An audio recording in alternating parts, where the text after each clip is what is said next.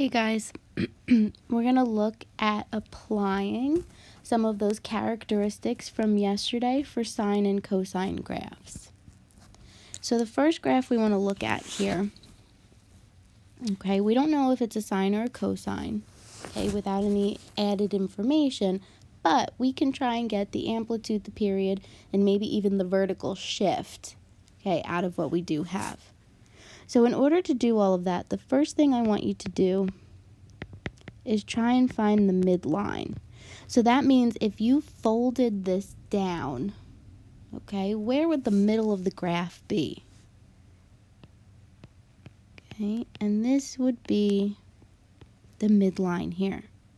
Okay, so I know this graph is a little blurry, it's hard to read, okay, but this midline is actually at y equals -1. All right, the next thing I want to try and do from that, once you have the midline, you could get the amplitude. All right, so for the amplitude, we could look at the high and the low and divide that in half, or we could go from midline to the high or midline to the low. Okay, however you want to look at it, the amplitude here is a 2.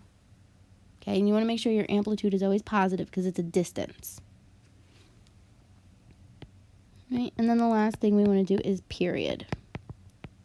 All right, so the period may actually take a little bit more effort. So I'm going to get rid of all these markings. Okay, when you're doing the period, I want you to trace one full rotation of either a sine or a cosine graph. It doesn't matter. So I'm going to do a cosine. So cosine is going to start high and end high. Okay, so where did I start? And again, I know this graph is hard to read. Okay, so this value I started at is pi over 8. Okay, and I went, it took me until 5 pi over 8. Okay, so what is the period there? What's the horizontal distance that it took me?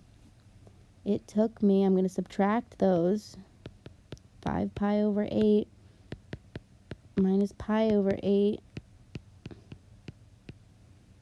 would be 4 pi over 8, and then I could reduce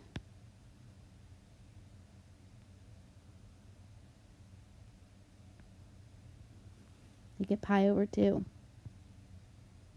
Okay, so my period here is pi over 2, the horizontal distance that it takes to do one full cycle. Okay, so let's look at another one. So try and do amplitude, period. Oh wait, let's go back. We didn't talk about the vertical shift. Okay, so if my midline is at y equals -1, okay, my vertical shift here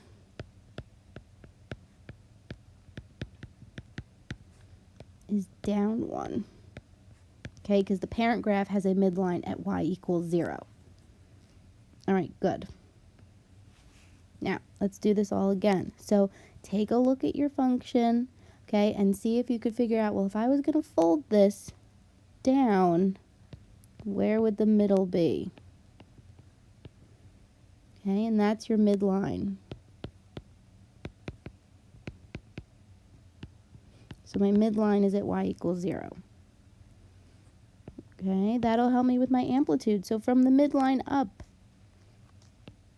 to a maximum, okay, it's 1 unit.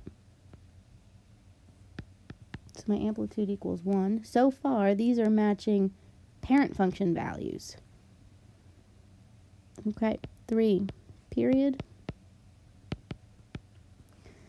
So how long does it take for me, for this graph, to do one full shape? So I'm going to start here because this starts at a nice high, and I'm going to trace it back to another high.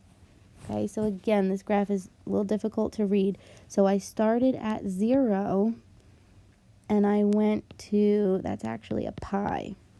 So great, I don't even have to do any math for that.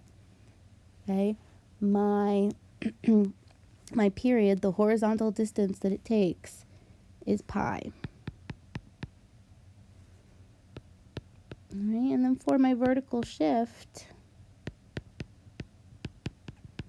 Okay, you get that from the midline. So did it go anywhere? No, it's at 0. Say none. Say 0. Okay.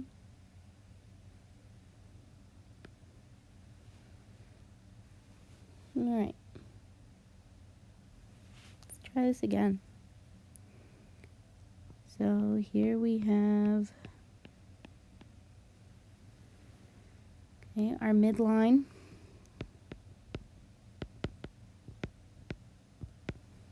Okay, we're at y equals -3. So then 2, amplitude. All right, what is my distance from my midline to the top? From -3 to -2, my amplitude is 1. Okay, it doesn't matter where on the graph it is. It's just the actual distance.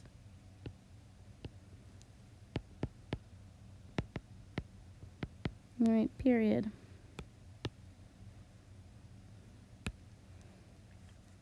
Okay.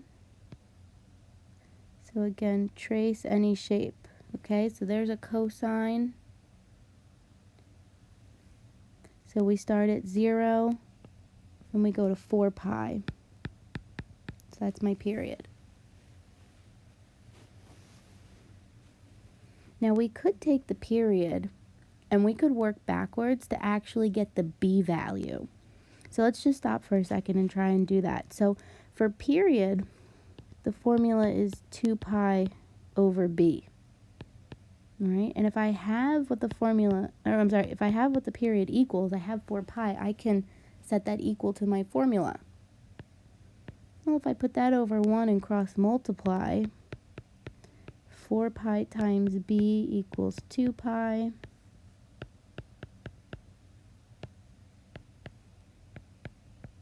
I could get b equals 1/2. Now, I'm not really doing anything with that at the current moment, but it's nice to know that we have the ability to do that. Okay, and then the last thing, our vertical shift. Remember, we can get that right off the midline. So my vertical shift is down 3 units. Okay, one more question. So this is going to be something different. So now here is the graph, and we want to try and come up with the equation. Okay, so I'm going to look at these options. So they're all cosine, okay, which means that this function that they're modeling here must be a cosine graph. So I want to first draw the parent function for cosine. Fix my graph a little bit so that I can see, well, how has this function been altered? So the first thing that I see is that the parent here, the parent starts high and comes low. And the graph in question is starting low. Well, the only thing that would account for that would be a reflection. And how do we reflect the graph? By putting a negative in the front. So automatically, I can get rid of those two options. Okay, I could then put in my midline, because the midline would give me my vertical shift. So if the midline here is y equals 12, that means this function went up 12. Well, where do we show the vertical shift up 12? It's on the end of the function. Well, this is the only equation of my options that's left that's up 12. Okay, so for that fact alone, I could tell that this was my answer. But let's continue to analyze the graph. Okay, so that we know all of the tools that we have at our disposal. So if this is my midline,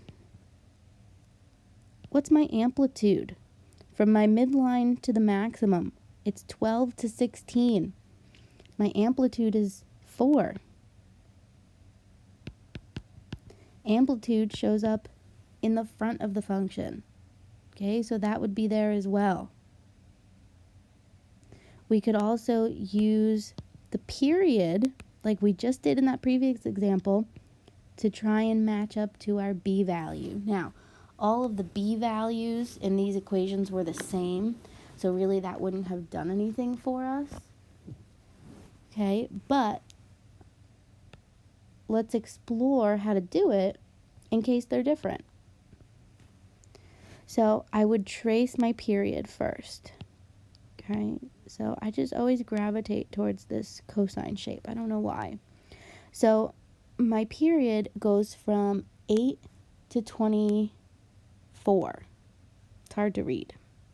Okay, 8 to 24, which gives me a period of 16.